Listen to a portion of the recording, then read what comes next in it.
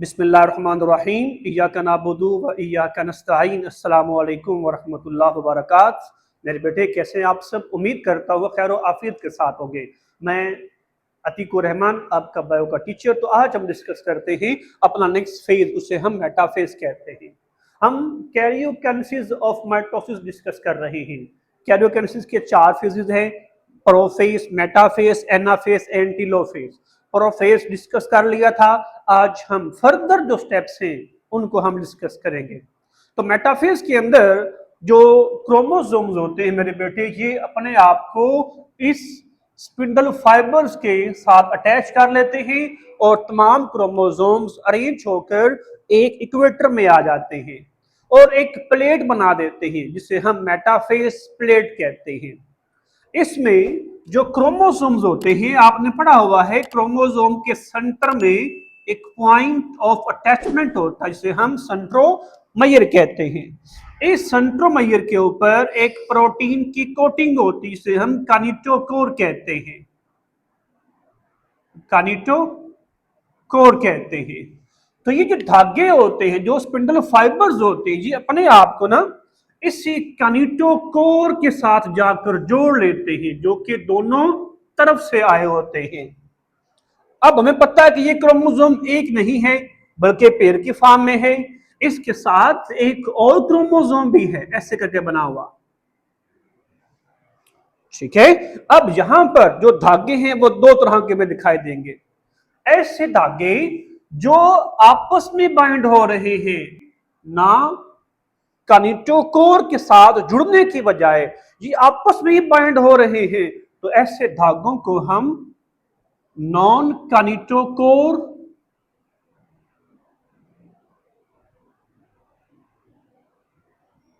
Fibres कहते हैं। ठीक है।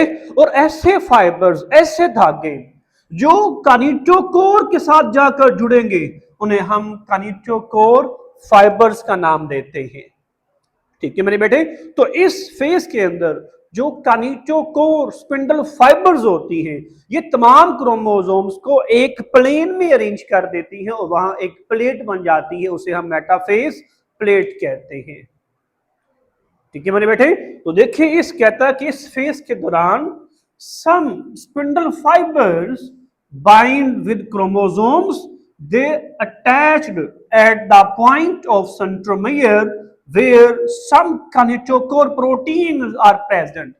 इसमें जो स्पिंडल फाइबर्स होती हैं, ये अपने आप को कानिटोकोर जो प्रोटीन की लेयर होती है उनके साथ जुड़ जाती हैं, बाइंड हो जाती हैं, जिसके बिहाफ पर ये तमाम क्रोमोसोम्स अपने आप को एक प्लेन में अरेंज कर लेते हैं। ठीक है। फिर कहते हैं कि 2 spindle fibres from both sides bind with 1 chromosomes. ये एक क्रोमोसोम है, फाइबर इस तरफ से भी आ रही है और इस तरफ से भी आ रही है। तो 2 फाइबर्स होती हैं जो एक ही क्रोमोसोम्स के साथ जुड़ जाती है। ये तब्दीलियां मेटाफेज में आती हैं। और देखिए, तमाम क्रोमोसोम अपने आप को एक प्लेन में अरेंज कर लेते हैं, इक्वेटर में आ जाते हैं, जिसे हम मेटाफेज प्लेट कहते हैं। ये बड़ा ही इंपॉर्टेंट शॉर्ट क्वेश्चन है, what do you mean by metaphase plate. तो इसके बारे में हम कहेंगे, द क्रोमोसोम्स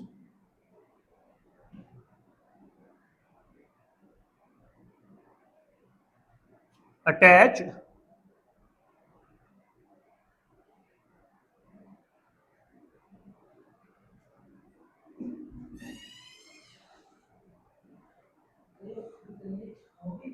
बेहद शुरू की थी, चलती पई है।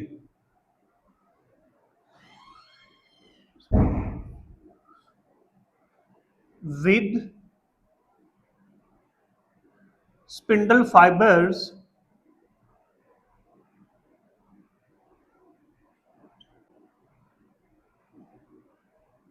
arrange themselves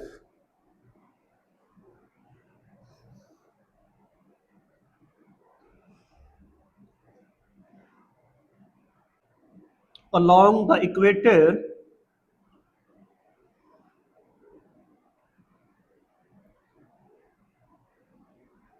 of the cell. So in this way, a plate is formed. एक प्लेट बन जाती है मेरे बेटे, उसी प्लेट को हम मेटाफेस प्लेट कहते हैं। देखिए जरा, जहां पर जो स्पिंडल फाइबर्स होती हैं ये तमाम क्रोमोसोम को ना एक प्लेन में अरेंज कर देती हैं और एक प्लेट बनती है, उसी प्लेट को हम मेटाफेस प्लेट कहते हैं। नेक्स्ट स्टेप हमारे पास एनाफेस आता है। एनाफेस के अंदर जो दोनों तरफ से फाइबर्स होती है उनकी जो लेंथ होती है वो छोटी होना शुरू हो जाती है। छोटी होने के साथ साथ दोनों तरफ से फाइबर्स अपने अपने पोल्स की तरफ मूव करते हैं। जिससे क्या होता है, जिससे फिर ये जो सिस्टर क्रोमेटिड्स होते हैं, यहां ध्यान दें, एक ये क्रोमेटिड है, दूसरा ये क्रोमेटिड है, ये दोनों सिस्टर क्रोमेटिड्स होते हैं। अब इस केस में क्या होना है, इस केस में ये फाइबर्स अपने पोल की तरफ मूव करेगा इस पोल की तरफ, और ये फाइबर अपने इस पोल की तरफ मूव करेगा, जिससे ये सिस्टर क्रोमेटिड्स अलग अलग होकर क्रोमोसोम के अंदर चेंज हो जाते हैं। ये क्रोमेटिड इस तरफ मूव करेगा, ये क्रोमेटिड इस तरफ मूव करेगा और दोनों अलग अलग हो जाते हैं। और उस फेस में जो सेल की शेप होती है वो कुछ इस तरह से बन जाती है।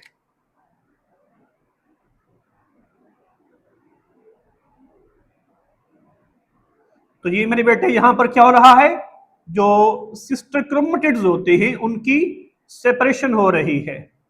क्यों? क्योंकि इस फेस के अंदर जो फाइबर्स होते हैं वो अपने अपने पोल्स की तरफ मूव करना शुरू कर जाते हैं और क्रोमोसोम्स जो सिस्टर क्रोमेटिड्स होते हैं वो अलग अलग हो जाते हैं। तो इस फेस में हम कहेंगे कि the spindle fibres attach with chromosomes pulls toward the poles. ठीक है, हम कहेंगे due to this pulling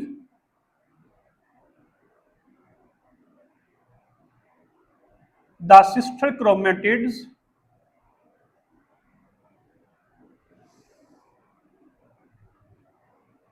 are separated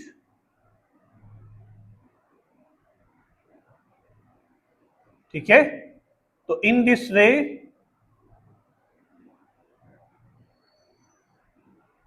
there are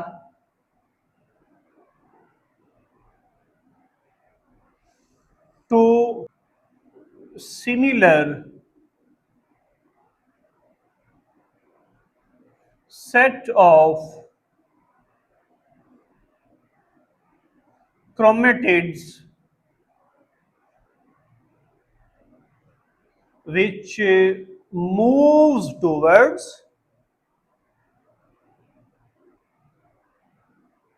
the poles of cell।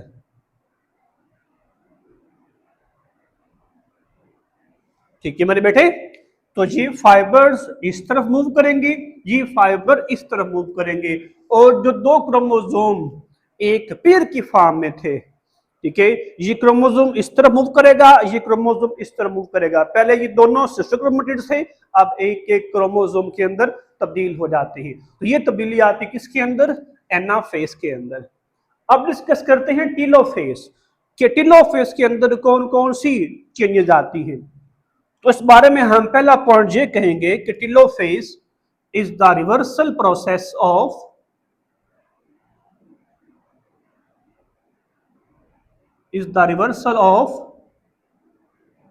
Profess.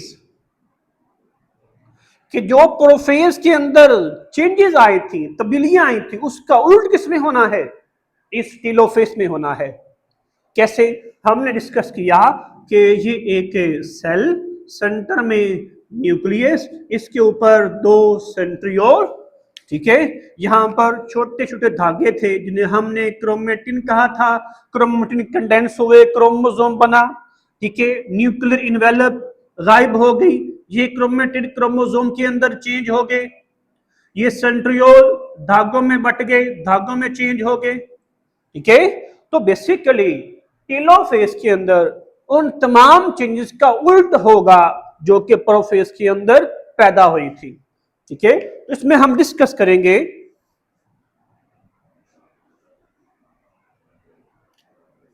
कि in this phase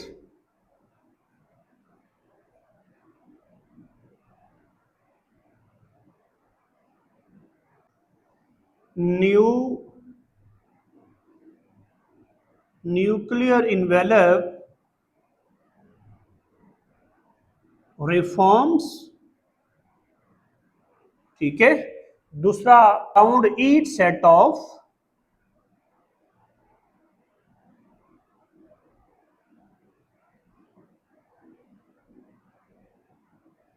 chromosomes and nucleolus reform। ठीक है, ये ऐसी चेंजेस हैं जो टीलोफेज के अंदर परफॉर्म हो रही है। ठीक है, फिर हम कहेंगे बोथ सेट ऑफ क्रोमोसोम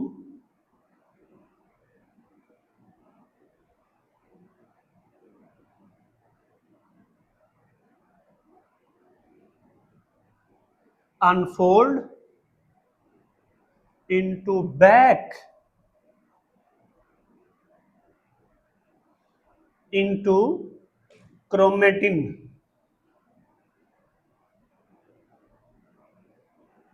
ठीक है, जो कहानी की शुरुआत थी वो इन्हीं धागों से शुरू हुई थी। अब जबकि न्यूक्लियस प्रॉपर तौर पर तकसीम हो जाएगा तो क्रोमेटिन क्रोमोसोम बने, अब क्रोमोसोम दोबारा उन्हीं धागों के अंदर चेंज हो जाएंगे। यहां ध्यान दें, ये क्रोमोसोम्स हैं, जब ये क्रोमोसोम्स यहां अपने अपने पोल्स की तरफ पहुंच जाएंगे तो ये दोबारा धागों में बट जाते हैं। तो यहां पर भी ये क्रोमेटिन बन जाएंगे और इस तरफ भी क्या हो जाएंगे मेरे बेटे, क्रोमेटिड्स बन जाएंगे। ठीक है, अब इनके ऊपर एक न्यूक्लियर इन्वेलप रिफॉर्म हो जाएगी यहां पर भी और यहां पर भी। इसके साथ साथ इनके पास एक डार्क स्पॉट न्यूक्लियस भी होता है, वो भी दोबारा से रिफॉर्म हो जाएगा। ठीक है, तो इस तरह करके जो कैरियोकाइनेसिस का प्रोसेस है वो कंप्लीट हो जाता है। अब इससे जो नेक्स्ट स्टेप आना है उसे हम साइटोकाइनेसिस कहते हैं, डिवीजन ऑफ साइटोप्लाज्म। यहां तक दो न्यूक्लियस बन जाते हैं, अब सेंटर से क्या होना है जी, साइटोप्लाज्म की डिवीजन होनी है और माइटोसिस कंप्लीट हो जाएगी। ठीक है, तो होप सो ये टॉपिक आपको अच्छे से समझ आ गया होगा। इस बारे में कोई आपने क्वेश्चन पूछना हो तो आप कमेंट बॉक्स में मुझसे पूछ सकते हैं। Thank you, Allah Hafiz.